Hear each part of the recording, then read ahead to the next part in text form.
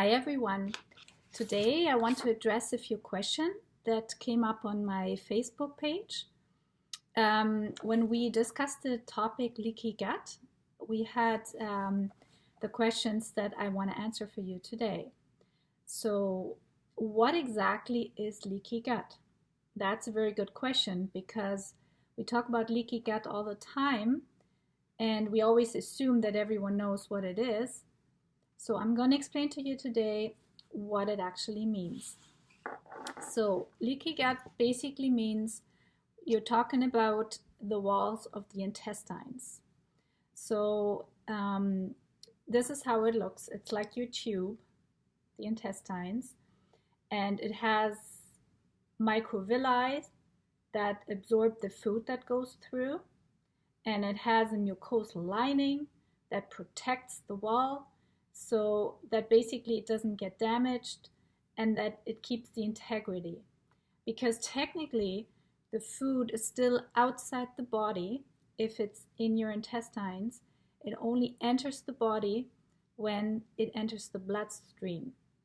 So that's an interesting fact. So what does it mean if we say it's leaky? So how can this be leaky and what is the problem?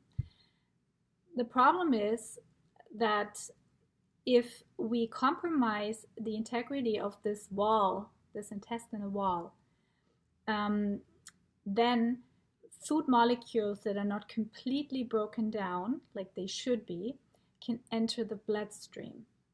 And that can pose the problem because the immune system will launch an attack because it doesn't know those chains of molecules. It only knows the molecules broken down in little food particles. So once it's like still a combination of different molecules together, it doesn't necessarily recognize it as something good and nourishing and will go investigate. And if it keeps happening, it might launch an attack, an immune attack. And this can manifest in all kinds of symptoms in your body. So that's why we don't want this happening. So how can it happen? Well, here's the thing. The intestinal wall is made up of little tight junctions. You can like picture it like this. They hold together, right? And they only, through the microvilli who are inside and absorb the nutrients, only tiny small little molecules get passed through into the bloodstream, okay? So through our behavior, through stress, through food that we're intolerant to, we can compromise this barrier. So meaning the junctions start opening up a bit, like this. So all of a sudden, more stuff can go through, bigger stuff, bigger molecules, protein molecules that are not supposed to go through because they're not completely broken down. So, and that's what causes the problem. So we need to make sure that those junctions stay tight and put together and are protected. So that keeps integrity of our gut. And then it's much harder to get sick because everything is still working. Okay, so I hope that answers your question about the leaky gut. You can always ask more questions if something's not quite clear. You now have a new question that comes from it. I post this on Facebook, and you can always comment, leave your comments, new questions about it, and I try and explain it as good as I can. So the second question was, how can I fix this when I can't take probiotics? Okay, so usually when we suspect a leaky gut, we want to go through what's called a dysbiosis protocol for leaky gut, meaning your healthcare practitioner, your nutritionist will guide you through a process where you try and eliminate what's offending you and introducing things that help you restore the integrity of your barrier and your gut lining.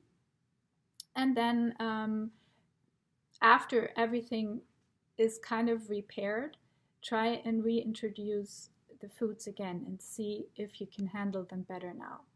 So this would be the first step. So probiotics usually play a part in this protocol. So the research on probiotics is still very, very new. We just assume that everybody can handle all kinds of probiotics in every type and it's not an issue, which now seems not to be true. So if you say you can't take probiotics, that can just basically mean the strain that you're using is not the right one for you. So what do I mean with that? So for example, some people have small intestinal bacterial overgrowth, also known as SIBO. And if these people take a probiotic that contains Lactobacillus acidophilus, this is not the good bacteria for them to take them because it makes their symptoms worse. So Lactobacilli is the most common probiotic that you can buy when you go and buy it over the counter. So you might want to check it out if maybe you're using the wrong strain. So there are other probiotics using different strains that might be better suitable for you. So, and then they can be beneficial and help you resolve your issue and trying to heal your gut and your body. But I would always ask a healthcare professional, nutritionist about this and try and find the right probiotic for you. So I hope that helps and I hope it brings you forward in your journey. And please make sure you always engage on my Facebook posts, ask questions so I can do more videos. And yeah, keep asking the question and engage. Otherwise, you might not be able to see my posts anytime soon because of this Facebook algorithm change. So please feel free to ask more questions. I'm happy to do those videos for you. And have a great day. Bye.